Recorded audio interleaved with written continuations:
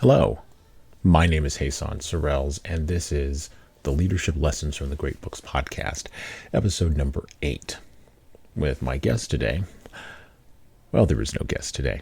Instead, I'm going to be talking about the great St. Augustine of Hippo's City of God. You should check this book out. It's very important, I believe, for modern day leaders. But what is relevant to the present question is this: that however admirable our adversaries may say the Republic was or is, it is certain that by the testimony of their own most learned writers it had become, long before the coming of Christ, utterly wicked and dissolute, and indeed had no existence, but had been destroyed by profligacy. To prevent this, surely these guardian gods ought to have given precepts of morals and a rule of life to the people, by whom they were worshipped in so many temples, with so great a variety of priests and sacrifices, with such numberless and diverse rites, so many festal solemnities, so many celebrations of magnificent games. But in all this, the demons only looked after their own interests, and cared not at all how their worshippers lived, or rather were at pains to induce them to lead an abandoned life, so as long as they paid these tributes to their honor and regarded them with fear. That's from Book 2, Chapter 22 of The City of God by St. Augustine. Everywhere we turn in the United States and increasingly globally, we see evidence that the internal consistency that was once provided by a robust, muscular, and unapologetic religious narrative has been lost. We have more knowledge than ever before, and yet we cannot seem to discover the truth. Meaning, as defined by people with feet of clay, mixed motives and shoddy rebellious reasoning, has won the day in the public square. Mostly because the people with the feet of clay use their time better than the people without feet of clay, and they use their technology better as well. This lack of wisdom impacts decision-making, leadership, adapting to change, resiliency, and of course, the big ones of accountability and responsibility. There are antidotes to this lack of wisdom, but in order to leverage them, leaders must do the difficult work of critically examining and critiquing source texts and contextualizing the text for its time, while also being able to thread the needle consistently to our time. No matter what you may think of what I've just said, the religious impulse lies deep in the heart of man, and no amount of existential reasoning will do away with it. It will either be sublimated into religion, anarchy, and chaos, fed by the dragon of uncritically accepted ideology by the energies of the young, but it will make itself known.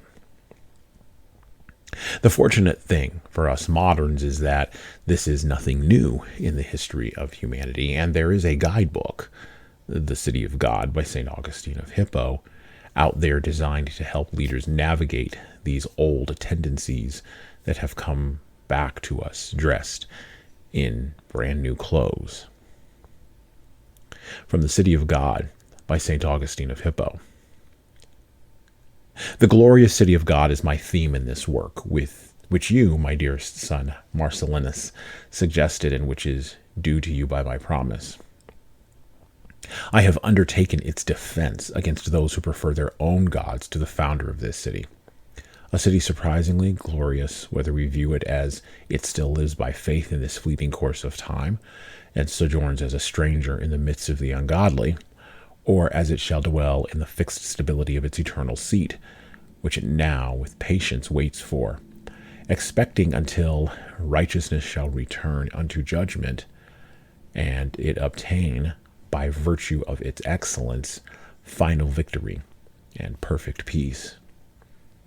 A great work this, and arduous, but God is my helper, for I am aware what ability is requisite to persuade the proud. How great is the virtue of humility, which raises us not by a quite human arrogance, but by a divine grace, above all earthly dignities that totter in this shifting scene.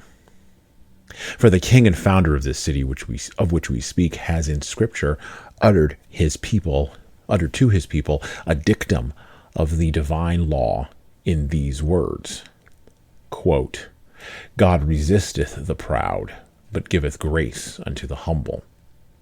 But this, which is God's prerogative, the inflated ambition of a proud spirit, also affects and dearly loves that this be numbered among its attributes to, quote, show pity to the humbled soul and crush the sons of pride, unquote. And therefore, as the plan of this work we have undertaken requires, and as occasion offers, we must speak also of the earthly city, which, though it be mistress of the nations, is itself ruled by its lust of rule.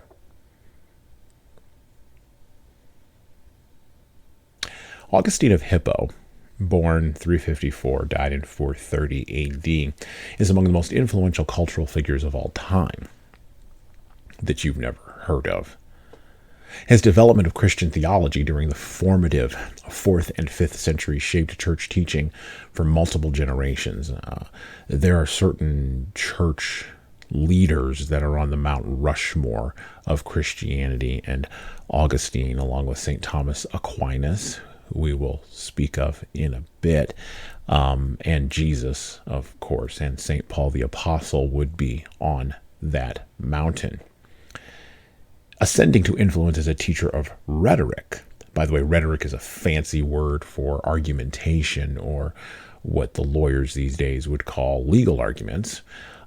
In Hippo, Rome, and Milan, Augustine initially embraced Manichaean religion and later came under the influence of Neoplatonism.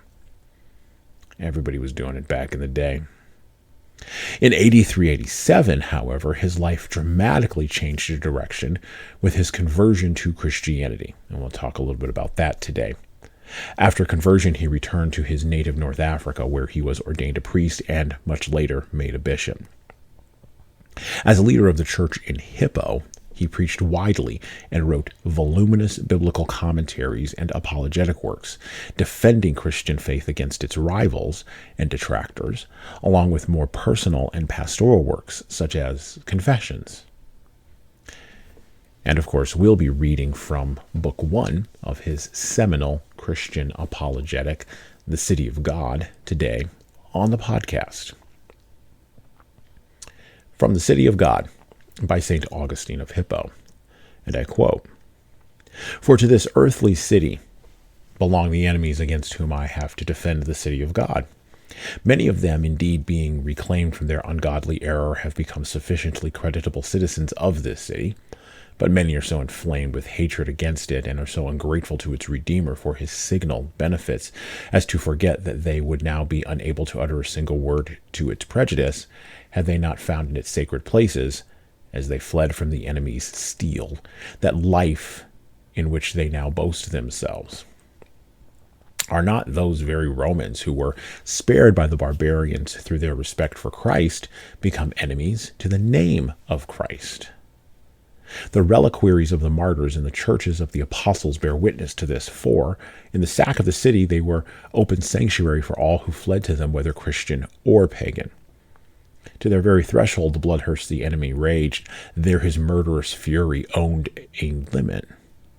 Thither did such of the enemy as had any pity convey those to whom they had given quarter, lest any less mercifully disposed might fall upon them.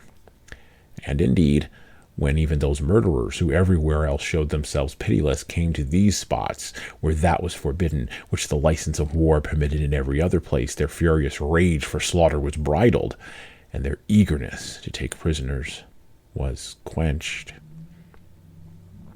Thus escaped multitudes who now reproach the Christian religion and impute to Christ the ills that have befallen their city, but the preservation of their own life, a boon which they owe to the respect entertained for Christ by the barbarians, they attribute not to our Christ, but to their own good luck.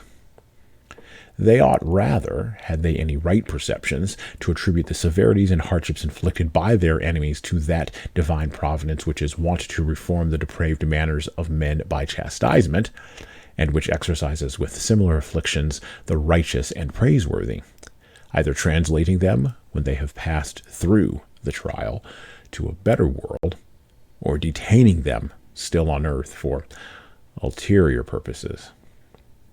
And then they ought to attribute it to the spirit of these Christian times, that, contrary to the customs of war, these bloodthirsty barbarians spared them, and spared them for Christ's sake. Whether this mercy was actually shown in promiscuous places, or in those places specially dedicated to Christ's name, and of which the very largest were selected as sanctuaries, that full scope might thus be given to the expansive compassion which desired that a large multitude might find shelter there. Therefore, ought they give thanks to God, and with sincere confession flee for refuge to his name, so that they may escape the punishment of eternal fire. They who with lying lips took upon them his name and this name, that they might escape the punishment of present destruction. For of those whom you seek, of those whom you see insolently and shamelessly insulting the servants of Christ, there are numbers who would not have escaped that destruction and slaughter had they not pretended that they themselves were Christ's servants. Yet now, in ungrateful pride and most impious madness, and at the risk of being punished in everlasting darkness, they perversely oppose that name under which they fraudulently protected themselves for the sake of enjoying the light of this brief life. Unquote.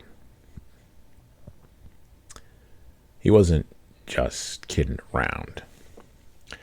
He was committed to exposing the internal hypocrisies of paganism and the old Roman order. Augustine of Hippo was noted for his acerbic language and direct rhetorical appeals to the pagan world he came out of. Let me lay a little bit of that world out for you right now. He was born in 354 in a municipium of Thagaste, which is now in Algeria, in the Roman province of Numidia. His mother, Monica, was a devout Christian, and his father, Patricius, was a pagan who converted to Christianity on his deathbed. At age 11, Augustine became familiar with Latin literature, and he got his first insight into hamartia, or sin, when he and a number of friends stole some fruit that they did not want from a neighborhood garden. He remembers he stole the fruit, and he notes this in his biography later on, not because he was hungry, but because, quote-unquote, it was not permitted. His very nature, he said, was flawed. It was foul, and I loved it. I loved my own error. Not that for which I erred, but the error itself. In later years, as a student, he continued his education in rhetoric and went about pursuing what we used to call sowing his wild oats in the West, but now, in our degraded time, we call hooking up. Augustine lived a hedonistic lifestyle for a time, associating with young men who boasted of their sexual exploits, and over the course of many years, he took many lovers, including teenagers, fathered children, and behaved in general like a nihilistic, existential Johnny Appleseed, before that wily German with the big mustache showed up and gave us a definition for all of that. This is, of course, where the infamous quote from Augustine comes, "Grant me chastity and continence, but not yet." It is against this backdrop of a man that we have a rare event occur. In the waning years of the 20th century, and at the dawn of the 21st century, It is much more common for individuals to go on the reverse path of Augustine, for we in the West no longer inhabit a world of opprobrium around sexual matters. Not even the stereotyped Bible-thumping Christians give opprobrium anymore. Leaders should pay attention. That's the big lesson from this section. The biographical mix still matters. If then Virgil says that the gods were such as these and were conquered, and that when conquered they could not escape except under the protection of man, what madness is it to suppose that Rome had been wisely entrusted to these guardians and could not have been taken unless it had lost them? Indeed, to worship conquered gods as protectors and champions, what is this but to worship not good divinities, but evil omens? Would it not be wiser to believe, not that Rome could never have fallen into so great a calamity had they not first perished, but rather that they would have perished long since had not Rome preserved them as long as she could? For who does not see, when he thinks of it, what a foolish assumption it is that they could not be vanquished under vanquished defenders, and that they only perished because they had lost their guardian gods, when indeed the only cause of their perishing was that they chose for their protectors gods condemned to perish. The poets, therefore, when they composed and sang these things about the conquered gods, had no intention to invent falsehoods, but uttered, as honest men, what the truth exhorted from them.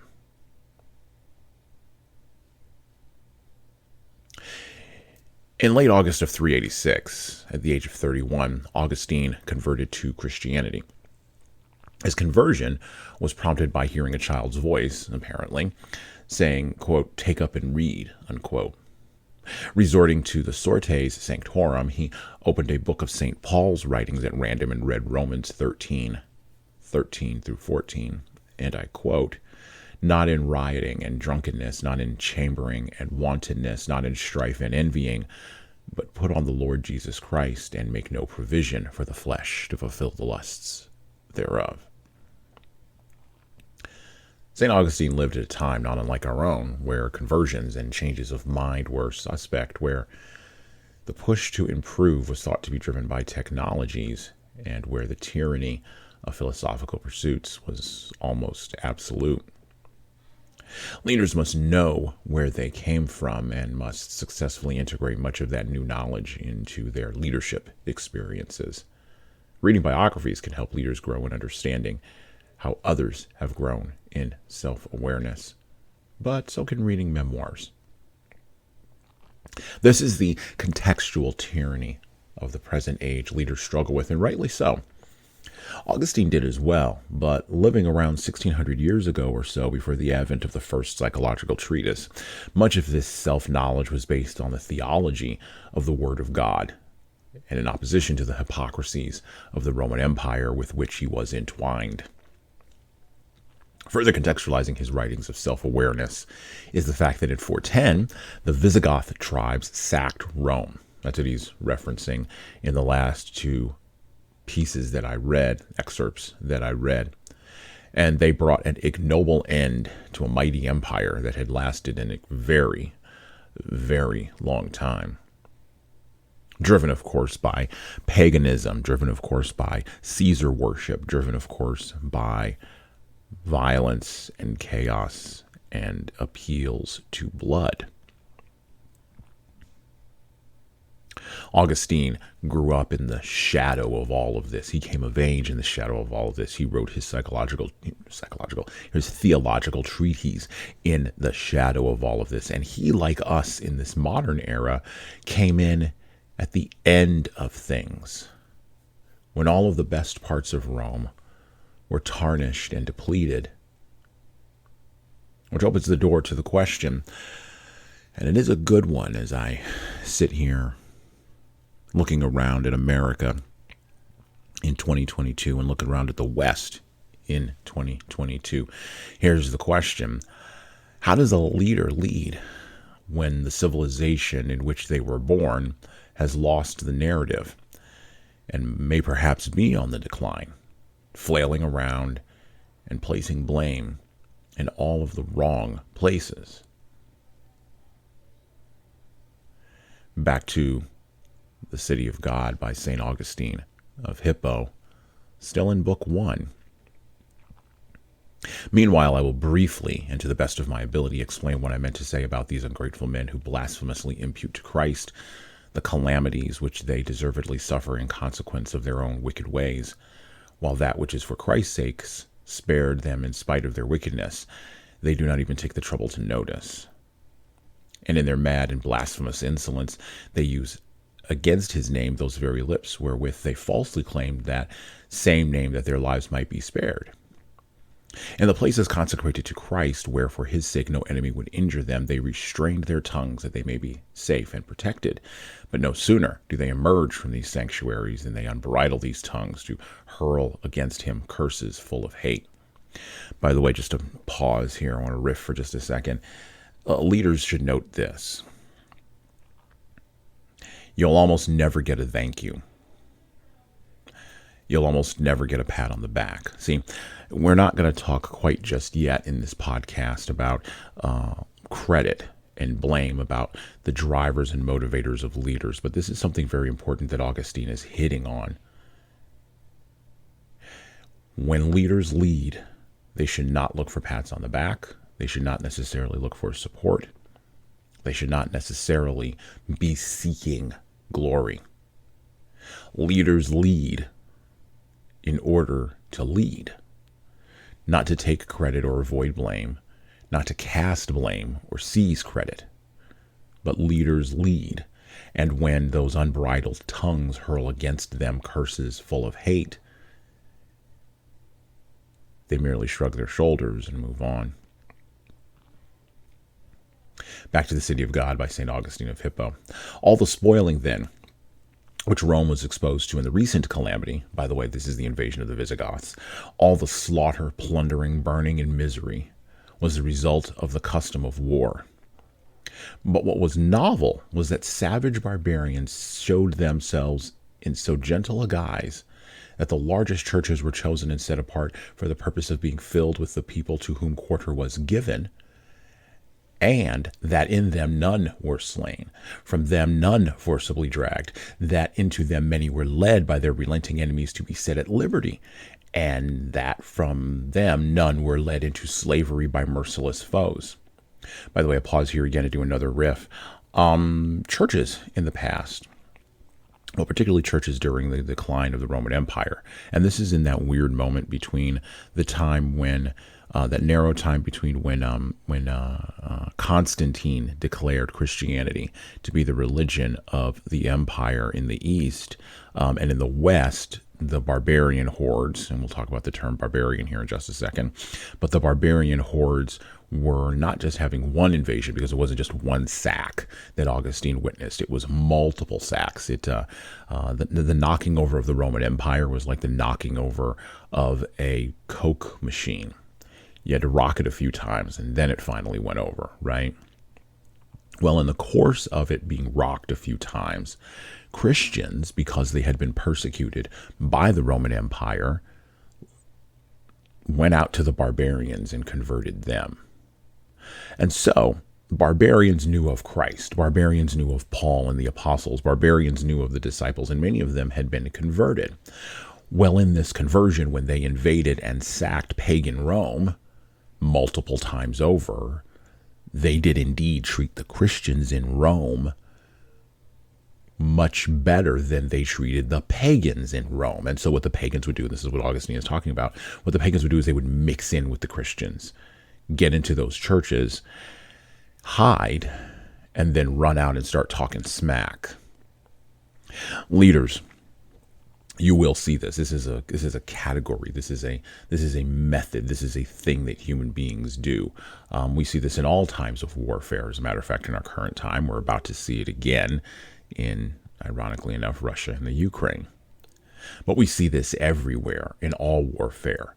Non-combatants will mix in and will be hard to distinguish from combatants. As a matter of fact, combatants in many modern wars will take off the uniform or remove the identifying clothes that say they are combatants and will mix in with the non-combatants, seek safety, and then launch terrorist attacks or launch attacks against their enemies from a space of non-combatant protection.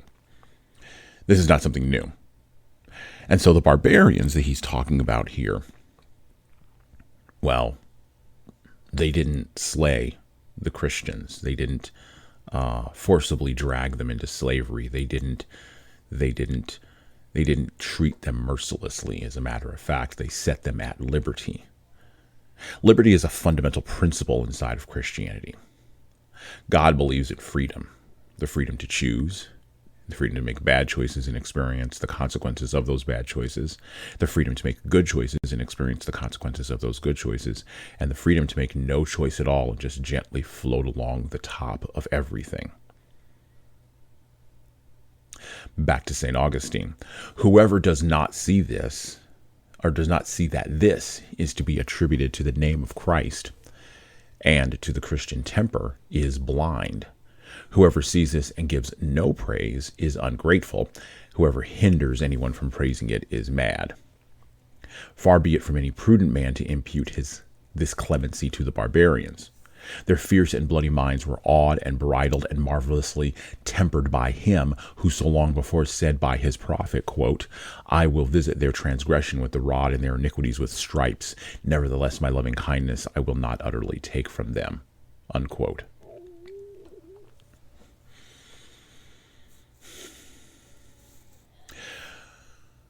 In our last Shorts episode, we talked a little bit about the theology of leadership, because I always mention this at the beginning of the introduction to the Shorts episodes. And we talk about how leaders have to understand not only their own personal conception of an eternal being, if they have one, but they also have to contextualize leadership within the context of how hierarchies are arranged and are set up and are perpetrated inside of systems based on this conception of one high being, particularly in the West. Well, there's another thing to take from this passage from Augustine, and it is this. Leaders should be aware that going to war, whether it's war against a competitor in a narrow market niche or war against another nation state, will always involve calamity, chaos, misery, and plunder. I avoid using and leveraging war metaphors on this podcast because war isn't a metaphor. It's a reality of pressure backed up by force and violence. Many times leaders will start conflicts or wars because of hurt feelings. That's a big one. Bruised egos. That's a second big one. Or because they are determined to escalate because they can't back down once they've decided to pursue a particular course of action. Those acts between escalation and ego are usually justified by a leader through appeals to the theology of work, the religion of the upwardly pointing hierarchy, and the tradition of the Industrial Revolution. Mental infrastructure, which there is mental infrastructure still left around from the Industrial Revolution, about what work should be, that leaders and followers alike still carry in their heads. Leaders got to watch out for all of that. And Augustine points this out. Then there are the barbarians. Originally, barbarians was a term that referred to non-Greek speaking people. The Greeks labeled anybody who didn't speak Greek as barbarians, right? Because they couldn't understand their language. It sounded like bar, right? So you get to barbarians. And then gradually, over the course of time, it became applied to anyone who didn't follow Roman mores and practices. So if, in an ironic turn of fate, because history is not without its ironies, the Christians themselves were referred to as barbarians by the Romans. And then over the course of millennia, the Christians begin to use the term barbarians for anybody who wasn't Christian. And now we use the term barbarians to refer to anyone who is the other, regardless of their religious belief. It can be applied to people who are of a different orientation than us. It can be applied to people who have a different political set of beliefs. That's where it pops up most often these days. It can be applied to people who are of a different racial background, people of a different national origin, people of different ethnicity. And don't worry, religion still floats around underneath there. It's the religion of barbarism, right? And that term has come to mean them in opposition to us. Leaders, I think, have to understand that existential threats, right, from plagues to interest rates, it cannot be addressed with war-making analogies because, unlike actual war, the chances of physical death or material deprivation are minimal at best. And thus, if leaders want to tell a story, and we will cover storytelling, we'll start laying the foundation for that next month on this podcast when we talk about comic books as narrative for leaders. But as we lay down the foundation of story, leaders should probably stray away from war metaphors when they are facing the aforementioned barbarians at the gate.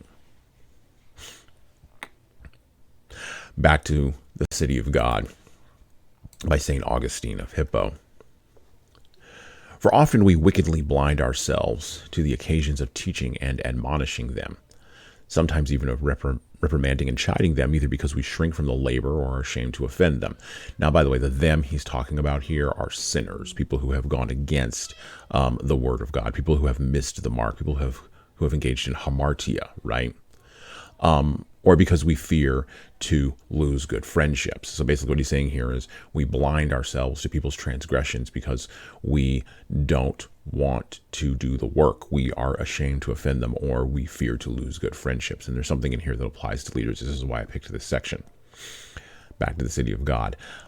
Lest this should stand in the way of our advancement or injure us in some worldly matter, where either our covetous disposition desires to obtain, or our weakness shrinks from losing. So that although the conduct of wicked men is distasteful to the good, and therefore they do not fall with them into that damnation which in the next life awaits such persons, yet because they spare their damnable sins through fear, therefore even though their own sins be slight and venial, they are justly scourged with the wicked in this world, though in eternity they quite escape punishment. Just when God afflicts them in common with the wicked, do they find this life bitter, through love of whose sweetness they declined to be bitter to these sinners. Pause here for just a second. This is a passage about judgment. This is a passage about how leaders blind themselves to making judgments about others' behavior. And we live in a culture, around 150 years of this culture, where we do shrink from the labor of condemning. We are ashamed to offend. That's a big one. We don't want to offend people, so we don't judge. Well, when we don't judge, we don't condemn. And when we don't condemn, then everybody kind of walks around floating on the surface, right? We fear to lose good friendships. Leaders, how often would you have rather had a friend than have to condemn or have to point out, now maybe condemn is a hard word, point out something that person was doing that was incorrect, that was wrong, that was distasteful? Lest this should stand in the way of our advancement. How often do we not tell somebody something that they need to hear, leaders, because it will stand in the way of us getting what we want, or injure us in some worldly manner, right? Which either our covetous disposition desires to obtain, or our weakness shrinks from losing. We fight and we want, but we can't get it, right, leaders? Or we do have, and we hold on so tight, we can't open our hand to release it to get something better. Augustine is making an interesting point here. he's leapfrogging from judging the Romans and the pagans to looking at and talking to Christians themselves about their dealings with the Romans and the pagans. But for leaders, there's a thing to pick up here. When we have the opportunity to make a judgment, when we have the opportunity to provide feedback that is powerful, that is constructive, that creates dialogue, we should not shrink from the work of providing that feedback. As a matter of fact, we should embrace that work. We should run towards that labor, as he calls it, so that our lives do not become embittered, right? And so that the lives of those who we are leading do not become embittered. Back to City of God by St. Augustine of Hippo. If anyone forbears to reprove and find fault with those who are doing wrong because he seeks a more seasonable opportunity, or because he fears they may be made worse by his rebuke, or that other weak persons may be disheartened from endeavoring to lead a good and pious life, and may be driven from the faith, this man's omission seems to be occasioned not by covetousness, but by charitable consideration. But what is blameworthy is that they who themselves revolt from the conduct of the wicked, and live in quite another fashion, yet spare those faults in other men which they ought to reprehend and wean them from, and spare them because they fear to give offense, lest they should injure their interests in those things which good men may innocently and legitimately use, though they use them more greedily than becomes persons who are strangers in this world, and profess the hope of a heavenly country. For not only the weaker brethren who enjoy married life and have children, or desire to have them, and own houses and establishments, whom the apostle addresses in the churches, warning and instructing them how they should live, both the wives with their husbands and the husbands with their wives, the children with their parents, and parents with their children, and servants with their masters, and masters with their servants. Not only do these weaker brethren gladly obtain and grudgingly lose many earthly and temporal things, on account of which they dare not offend men whose polluted and wicked life greatly displeases them, but those also who live at a higher level, who are not entangled in the meshes of married life, but use meager food and raiment, do often take thought of their own safety and good name, and abstain from finding fault with the wicked because of their own safety and good name, and because they fear their wiles and violence. By the way, just pause for just a moment. This is a powerful statement that Augustine is making that leaders need to pay attention to. No matter what station a leader is in the organization, it is a leader's responsibility to hold the system to its own rules, hold the hierarchy to its own rules. And this is core to Augustine's idea that he was advocating for here in this very long passage, advocating for the hierarchy, for the system to be held to its own standard. This is what leaders do. This is what the Reverend Dr. Martin Luther King Jr. did. This is what Gandhi did.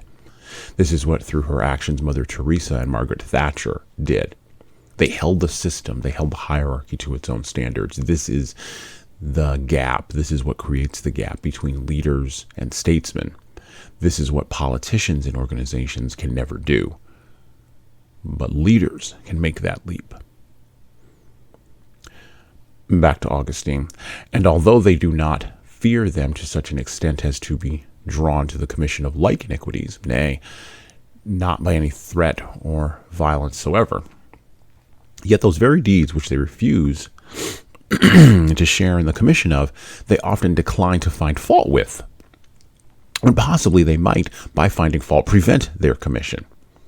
They abstain from interference because they fear that, if it fail of good effort, their own safety or reputation may be damaged or destroyed.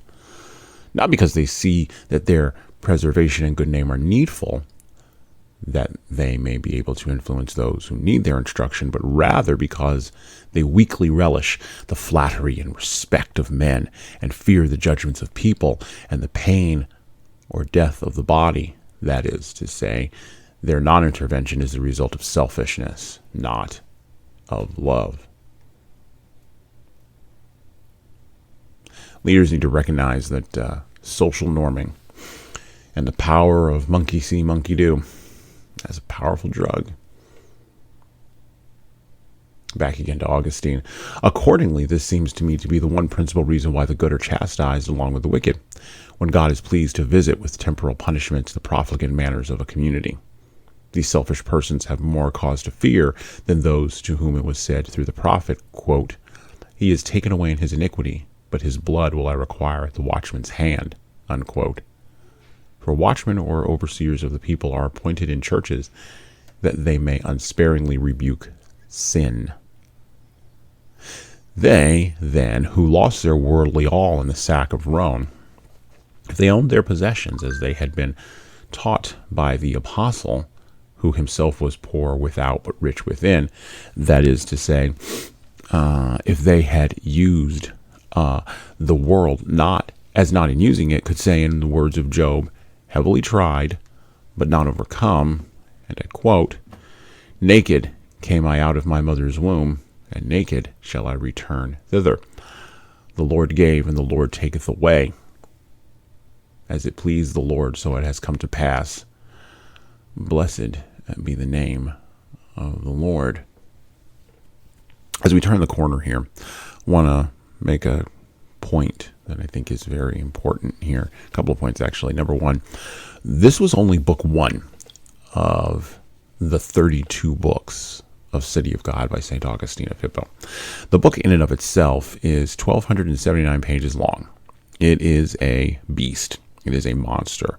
We will revisit this book over the course of probably the next few years because there's multiple things, multiple ideas to access in here. But the big idea at the front in book one, the big idea that Augustine begins with and then pummels you through the rest of the books with is this idea that systems have to be held accountable by their own rules.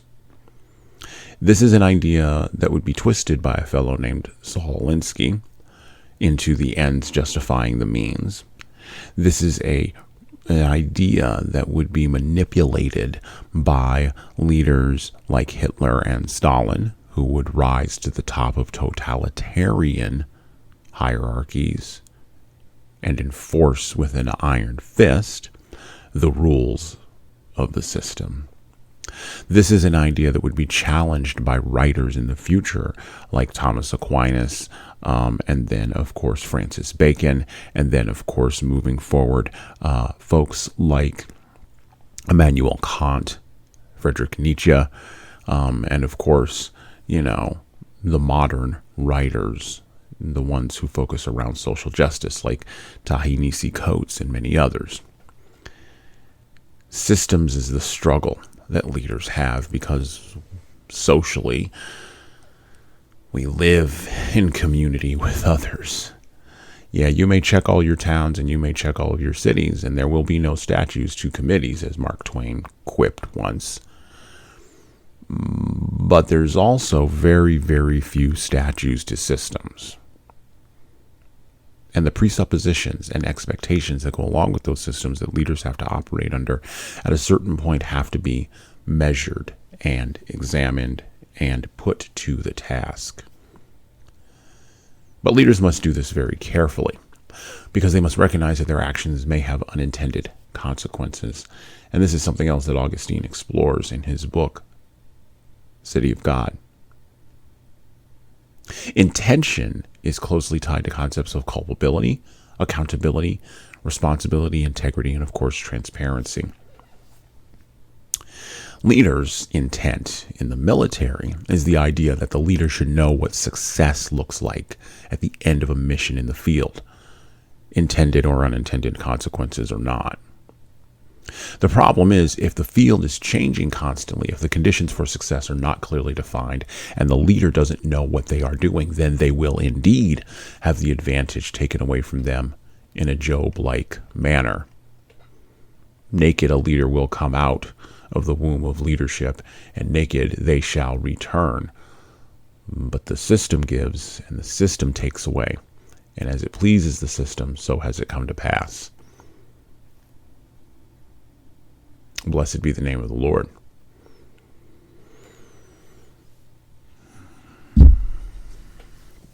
I'll leave you to mull that over philosophically while I give you a word on Watchmen, because we're going to explore next month in this series of podcasts the idea from Juvenal, made famous by Alan Moore's great graphic novel, Watchmen, from 1984. From the poet Juvenal to Jimi Hendrix, the impossibility of enforcing moral behavior if you yourself are immoral strikes at the heart of the intersection between hypocrisy and fidelity that runs irrevocably through the center of every human experience, and, of course, since every leader is human, every leadership experience. One thing that a leader needs to note about tyranny and, of course, hypocrisy in all of its forms is that at the end, when the chaotic energy of a tyrannical act has run out, that the tyranny always seeks, as its last act, to wipe out any memory of it ever being tyrannical in the first place. This is not the tyranny of remembering, this is the tyranny of forgetting. And because a tyranny cannot follow its own internal logic, it just doesn't have any. It just has chaos and force. Well, it can't do that because Caesar and all of his politics are too far downstream from meaning. So, if as a leader today you are to rebel against tyranny, or maybe tomorrow, aim for something higher than the tyranny is aiming for itself. Keep sight that you are intentionally missing a tyrannical mark and sinning, and understand that for missing that mark, that the system, the tyranny, the hierarchy wants you to get to, if you decide to rebel against it, there will be consequences. But resist nonviolently, harkening back to a letter from a Birmingham jail. Resist with words, behaviors, and choices. And above all else, if you're going to rebel, hold the line. It's a long, hard road out of the basement and up through the hierarchy, and it's a long, hard road to create a new hierarchy and rise to the top of it. And leaders can resist a tyrannical system while also remaining moral sentries along the watchtower of society and systems if their focus is higher than the focus of the system itself. And of course, you're going to have to accept the consequences. I mean, even Dr. Martin Luther King Jr. knew this. So did Gandhi. So, in all of his ironness, did Stalin. And oddly enough, Hitler. You're going to have to accept the consequences. The larger point of the City of God by St. Augustine of Hippo is that you're going to have to accept the consequences. The old rhetorician wanted to ensure that systems, no matter how complicated and Rube Goldberg-like, maintained their consistency and internal logic across time. And the only leader he found that could do that, the only system that leader's spirituality created and then left behind, the only system he found that could do that was the church. And of course, being a man of God, the only entity that Augustine believed could ensure, against all odds, against all human sin, against all human rebelliousness, the only entity that Augustine believed could ensure consistency across all time, which is a mighty task even for the least distracted mortal, was God himself.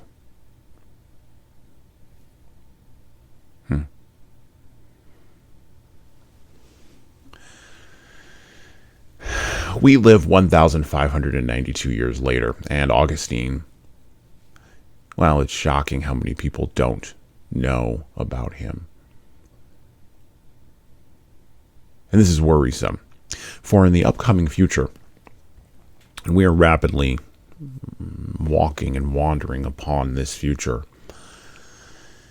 systems will be even more complicated due to the unimagined and unintended consequences and vicious knock-on effects of the mere existence of man-made, seemingly sentient objects.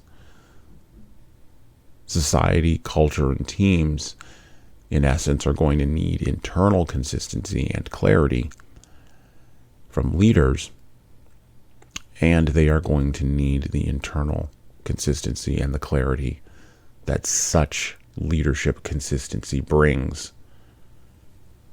in light of those vicious knock-on effects, those unimagined and unintended consequences. They're going to need that from leaders more than ever. And I believe that if Augustine were around right now, he would agree.